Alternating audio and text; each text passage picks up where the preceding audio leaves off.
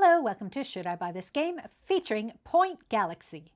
My name is Christine, and in this video I'll give you an overview of how the game is played and then share some final thoughts on the game to help you decide if you want to add Point Galaxy to your collection. This is the game Point Galaxy, and in this game we are drafting cards to make a tableau of solar systems. And we can have one sun per solar system. So here are the cards set up, and on your turn you can pick two cards. And when it comes to the planets, we are working in numerical order. So it depends. If you were to start with a 4, then going forward you could put a 3 on top of it or the 5 behind it. But maybe for the first two cards I might want to do the 6 and 7. So I would take the 7 and then I would take the 6. So going forward, I would need something less than a 6 to add to the solar system. Now, I don't have to put a 5 there. I could put a 4, whichever I want. However, you receive points based on the number of cards, one per number, you have in your solar system. So if you could get all 7 numbers, you could get 12 points. Now, while we have this out, I also want to point out this. This is considered research. And depending on the different numbers you get, you again receive points based on how many different research letters you receive. So at the end of the game. The other thing is these rockets here. Once you have 5 rockets on any of your cards, then we're able to come over here. And these are scoring bonuses at the end of the game. So you can something straight up as 4 points, 1 point per 2 green, 2 points for 3 moons. And this is based on all of the cards you've collected. So there's a whole bunch of different scoring ones. And every time somebody gets 5 rockets, they can choose one of those to add. Now the sun also gets you points. So if this sun is in this solar system, you can only have one sun per solar system. I would receive 2 points for every blue and pink planet I have. On the opposite side was 2 points for every purple or pink. So maybe I actually want to start on this side since I have a purple and pink started there. So already with my sun, I would get 2 points. And this is one of the starting sun cards. Going forward, if I start a new solar system, I can then add another sun. So after your turn is complete and it moves on, then we refresh.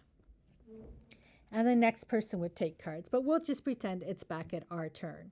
Now you'll notice that some of these cards are double. You can decide if you want it to be a pink or a purple card in this case, orange or green, blue or green. Here we have a moon card. This is a double color moon card, which means this moon wants to be between a green card and an orange card. If it is not between both of those cards, you do not receive the points. This here is a wormhole, and this will restart. So say I was here back on my solar system, and I put a 1 down just because I wanted that pink or purple card. Well, that won't allow me to put any other card numbers down. So what I could do then is add a wormhole. So now I can restart and try to get 5, 4, 3, and 2 on here to get the extra points. The other thing there are these cards with the X, and that could just be any number. They don't score in terms of the colors, but I could be, there's my 5, so now I can put my 4 if you're doing it that way as well. So there's different little cards in here as well. Now, another card I want to point out, there are some moon cards that are only one color. So it would only need to be on a purple. It doesn't need to be between 2 cards. So I could put this moon card here because that is a purple card, and then I would score the 2 points. And then the other card are asteroid cards. You can only have one asteroid per sun. You have to have a sun before you get an asteroid. And you put it here, and then whoever has the most asteroid cards at the end of the game gets 10 points, second gets 6, and third gets 2. And if you tie, You add up, say if you've tied for the most, you add up 10 and 6 and then divide it by the number of players who tied. So if 2 players tied, you would then get 8 points each. Now to start another solar system, you can have as many as you want. You would just say I would take this 7 and maybe I want to take a 1 and these would be new solar systems started. So then I could on future turns, I'll just replace these.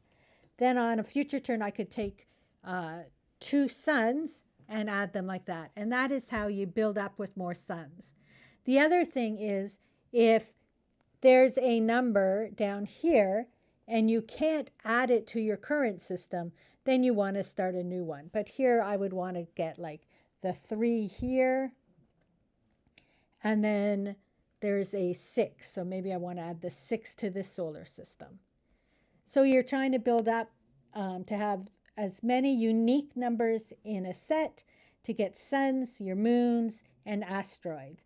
The wormholes don't really score you points unless you have the rocket that gets you the bonus. They're just there to help you. And you'll notice now, if we look here, I have 1, 2, 3, 4, 5 rockets. So at this point, I'd be able to choose one of the rockets to add for points at the end of the game. And that is basically how Point Galaxy is played. Now there is a solo mode to the game, and what you do is you take one of the rockets you're not using as your pointer. So it starts here, and they would take 2 of the top cards.